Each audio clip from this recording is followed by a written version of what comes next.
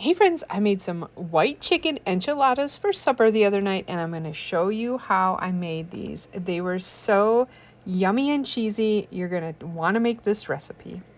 We're going to start by making some chicken breasts. Now, you can use rotisserie chicken or you could even use canned chicken in these. It really doesn't matter, but this is an easy way to make chicken for multiple recipes. You can do this for chicken tacos or sandwiches, whatever you want to do, but I like to take 3 or 4 chicken breasts, add them to my crock pot, put a little bit of seasoning on them, and cook them for 4 hours on high. In this case, I use some powdered chicken bouillon, some garlic salt, and about 3/4 cup of my favorite salsa. And then we're going to just put the lid on it and cook it on high for 4 hours. This is such an easy way to make chicken for multiple recipes.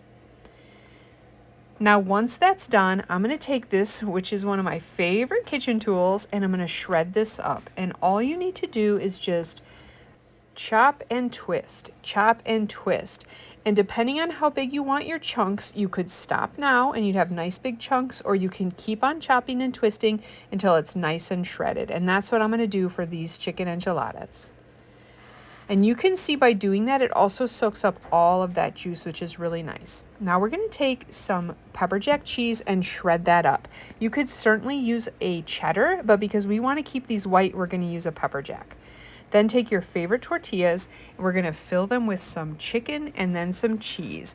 We're going to roll those up and put them in the bottom of a 9x13 pan. Now I happen to use these white corn, ultra thin, soft tortillas from Mission, and because of that, they did start to split after I put them in my pan. So it's fine. They tasted just fine, but just be aware if you're using some type of corn tortillas, they could split like this. You could also use flour. That would work just fine as well. But these are so good and tender. We all like them. Now, once you have those all put together in the pan, if you have any chicken left, you can literally just top the tortillas with this. And that's what I did. I had a little bit of chicken left and I just put it on top of my tortillas. And you can see here how they split. That's fine. It's all going to get covered by some delicious white sauce in a minute. Now let's go over to the stove and make that sauce. We're going to start with 3 tablespoons of butter. Melt that and add in 3 tablespoons of flour. Basically, we're going to make a roux or something to thicken up our sauce right now. You're just going to whisk that around and let it simmer on the stove for about 1 to 2 minutes until that flour is nice and cooked. Once that's cooked, we're going to add in 2 cups of your favorite chicken broth.